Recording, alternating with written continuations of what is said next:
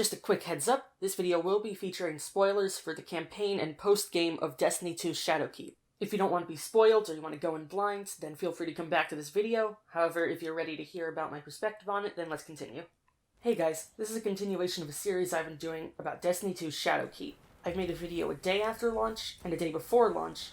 However, this is a continuation of that, 1 week after launch. I'm going to be examining how it succeeded, how it failed, what it brought to Destiny 2 overall, and my hopes for the future about the franchise. So without further ado, let's get right into it.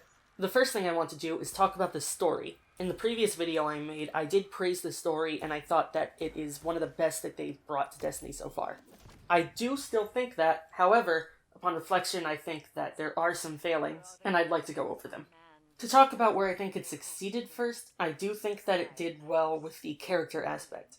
Eris Morn and her reflections on her first Crota's Fire team, those are really strong aspects of the story, and I do think that they are continuing on that really well with the weekly memory quests. It's a really good thing to get some of her perspective on the events that went down, especially when she's interacting with Toland, the only other member to really come out of that alive. Another part of what I think they've done well is what they're doing with the pyramid ship, what they're doing with the accentuation of the darkness being here. I think that they've managed to portray its threat really strong. I think especially with the nightmare hunts and just the nightmare enemies in general, showing how strong they can make even base enemies. I think that they're doing a really good job of showing just how strong the enemies that we're going to be fighting really are. It executes the build-up very well, however, that leads into where I think it's starting to fail a little bit. The fact that it really is a lot of build-up. The campaign ends with a place that you'd think would be the start of the climax almost. You're going to the pyramid ship itself. You're in the presence of the thing that has been causing all of these nightmares, that's been causing absolute havoc on the moon, the true darkness itself. You think that there might be a fight, or at the very least a dialogue, but in reality what really just happens is it gives a little bit of a speech to you, and that's it. The campaign ends.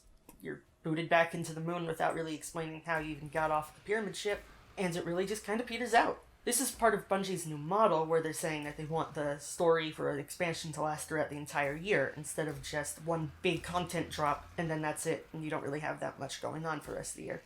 While I think that that is a good idea in theory, and I still am a supporter of that, I think that they need to have a more substantial offering at the beginning, or else it's going to be really hard to keep people invested throughout the rest of the season. It feels like they aren't really getting the narrative conclusion that they need. Without really changing too much of the story, because I do think that it is strong, maybe it would have been better for there to just be some dialogue about how now the darkness has sealed off access to the pyramid, and it's going to have more hostile activity going on throughout the rest of the season. So there's a feeling of a battle going on back and forth as long as you're playing. Because to fall in line with Bungie's goal of a constantly evolving and changing world, I think an important part of keeping players invested is the feeling that they're contributing to a battle, that something's really being changed by their actions day to day. I want to reference an old MMO that I used to play that had a similar ideal called Firefall, where there was an expansion that had dropped where it was a whole new area, but parts of it were cut off. And the only way that you could actually get it to expand access to get more areas, more things to attack, more things to farm, the community would have to gather resources that were given out in the location, gather them all up, put them in a big machine that would repel the barriers that would push it back. That's something that would be part of an evolving world. I think that Bungie could learn from that. Maybe have it so that, well, you can't really do it now, but if you had done it before, parts of the moon are sealed off until the group of players can actually put together enough of the planetary resource, 1 million or 2 million, because there's a lot of them being given out. And if everybody gathers enough, then the darkness is pushed back a bit and you have more access to the campaign. So to summarize my thoughts on it, I do think that it is a strong start to the campaign.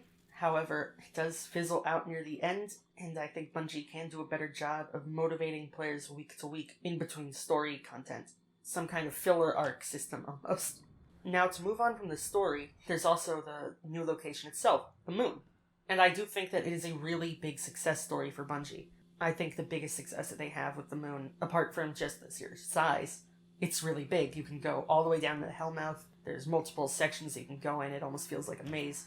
But aside from that, I think lost sectors are really where they triumph this year. Previous lost sectors could really feel like they were just nothing, filler content at times. There's one in the EDZ where you just walk in, there's some enemies, you kill them, and that's it. You don't really even have to traverse. But on the moon, it's a big event almost to go through a lost sector. You have to clear your waves of enemies before the next room will open, and it finally feels like a place where the enemies are actually coalescing. It's at a base of operations that you're attacking. That's really good for a lost sector. It feels like you're doing something important in the world. You're harassing the enemy, you're making sure that they can't group up, as well as also exterminating the nightmares, which are another triumph. The nightmares and nightmare hunts in general, they're incredible. I really do think that it's a nice bite-sized piece of content that you can pursue day to day, week to week. And on top of that, having enemies appear in the wild on the moon who are nightmare enemies, that's really good. It does lend a little bit of that battle feeling that I was talking about earlier. It makes you feel like you're actively fighting the darkness. I really do think that that is something that is a good part of Destiny 2. They're really succeeding on that front. However, I am not a fan of how they are keeping the difficulty modifiers locked off week to week. How I have to wait a week until I can get the next level for Master Nightmare, or I have to wait a week after that and then I can get Times Nightmare mode. I don't really understand why you would keep that locked off week to week, because it's not really like it's new content. It's not a big story drop. It's not part of the Season of the Undying. It's just basically shorter nightfalls, so I don't understand why you couldn't just have all those difficulty options available at the outset. And speaking of difficulty, nice segue, I think that we should talk about the most difficult content that they're releasing, at least so far, which is the raid. The raid is pretty good, all things considered. I think they did a good job with the raid. Unfortunately, I haven't actually been able to test the full raid for myself. I have been able to watch the world's first race. I was able to actually help a little bit when it comes to finding the steps for the Divinity quest, but I haven't been able to play it myself. So I can't really give a full breakdown of the raid and how it succeeds and how it fails. All I can tell you is people who have played it seem to really like it. People in my clan who have played it, they seem to like it, so take that as you will. I would like to get back to you on that in a future video, but as it is, raid's good, yeah. And that's pretty much like all the good positive stuff. It's a really good package. I do think that Shadowkeep is worth buying. However, there are failures, and I do want to go over those as well, of course. And to start, I do think that, upon reflection, the handling of the new Armor 2.0 system hasn't gone as well as it could have. I think that they are messing up when it comes to a really important aspect, which is the mods that you put in. As you know, they talked about how Armor 2.0 would have elemental affinity for mods. You can only put some mods in some slots. And while originally that did seem like an okay idea, its implementation hasn't really been hitting it off with the community. People are getting frustrated, especially because of the fact that you can't actually see how many mods you have, or what type of mods they are. You can only see by looking in the armor piece itself. There's no collections tab for it yet. While I do like the Armor 2.0 system at its core, I think that it would just be a general improvement to remove the armor affinity system. Or if you're going to keep the armor affinity system, at least have it so that all of the mods can be earned in different affinities. I don't know if you can already do that. At least from what I've seen, certain mods can only go for certain affinities. Like, for instance, I believe Sword Reserves can only be for Arc. Correct me if I'm wrong in the comments, but I do believe that that is true. In its current implementation, it's proving to be a lot more restrictive than people thought it would be. And speaking of restrictive, we have to get into the Universal Ornament system. It was originally a very good idea. People were very excited to see it happen. However, the problem came when it actually came out, and it turns out that the only things that are universal ornaments are Eververse items. If you don't know what Eververse is, the long and short of it is that it's basically where you go to buy cosmetics. They aren't really accessible anywhere else in the game. They're just things that they put on the store. If you want to buy some microtransactions to support the game, then that's where you go. You can buy some emotes, you can buy some armor, and armor is the real problem here, because only Eververse armor is actually allowed to be used as universal ornament. So if you want to deck out your armor to look the way you want it to look, the only way you're going to be able to do it is if you buy specific armor from the store. That's really not a good design, I don't think. And when I say that, I am comparing it to MMOs like World of Warcraft and Final Fantasy XIV. They have something called a transmog system, where what you do there, you can basically put any armor set that you already have, and you can apply it to the armor that you are wearing. So if you have a really good piece of armor in terms of stats, it has a unique stat benefit maybe, but you want to use your leveling set that you really have an attachment to, you can use the transmog system and you will appear as that leveling set while having the stats of that set that you actually want to use. There really isn't a reason to not use that system in Destiny 2. I think that it's a really restrictive, I've been saying that word a lot, but it is true, a really restrictive design choice. As it is right now, It really does feel like Bungie is positioning the Eververse store to be even more of a commodity than it was before. They really want you to go out there to buy silver so that you can get the coolest armor, and then you can apply it to any armor you want so you can use it all the time. It's not a bad idea in terms of business, but it is a bad idea in terms of the active player base. A lot of people originally thought that Eververse was going to be pushed back a little bit, that it was going to focus more on customizing your armor with all of the gear drops that are already available, and people probably would have been more incentivized to go to Eververse and buy the cool looking armor if they had more goodwill towards Bungie, or more specifically Bungie's business practices. If they felt like they were getting a fair deal out of it, they'd absolutely be willing to. While I have a less extreme take on it than a lot of people on places like the Destiny subreddit do, because over there they do feel like everything should be earnable in-game, and they really don't like the idea of Eververse at all, I understand you need Eververse as a business model, you need to be able to support making things throughout the year, and seasons, I guess, aren't enough, because that's the core takeaway that a lot of people are going to get from this. They're buying the Shadowkeep expansion, and then they're buying the season pass on top of that, and they really don't want to feel nickel and dimed if you have to also buy Eververse store stuff to look good. So my advice to Bungie going forward, you don't really have to change a lot about the Eververse items as they are, I don't think.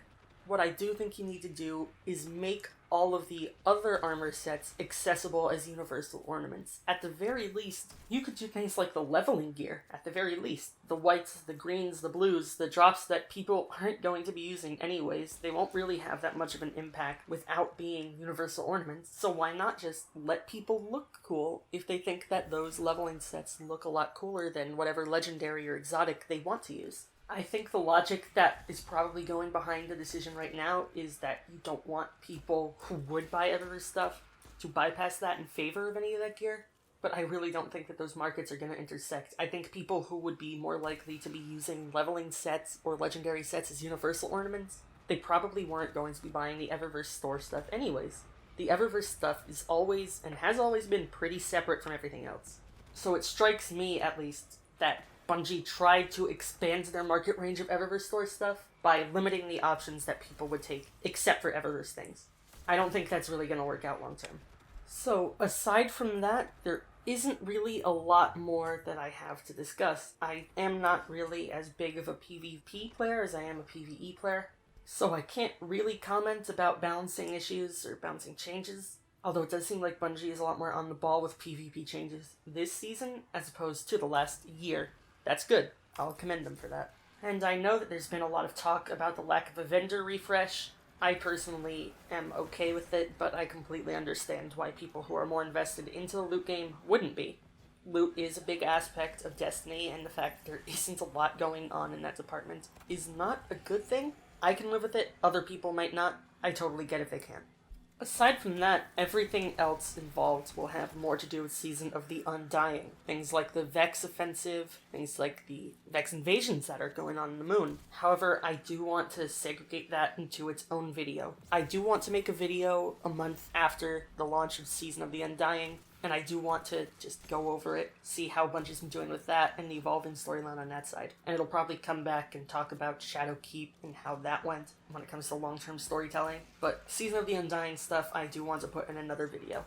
To sum up how I feel about Shadowkeep and how it is going to be continuing from here on out, I think it's a good foundation. I do think that it can be done a lot better, and I think that they have everything in place to do it a lot better. It's up to Bungie to see if they're really going to live up to the promise that they gave at the beginning of the season, at the beginning of the expansion, where they would build up on this week by week, day by day almost. If they can manage to pull that off, and in a month from now, 2 months from now, it's a much better game than it is right now, that'll be great. I'll be very happy. I think that what we have now is not bad. However, if they can expand it, that'll be for the benefit of everybody involved.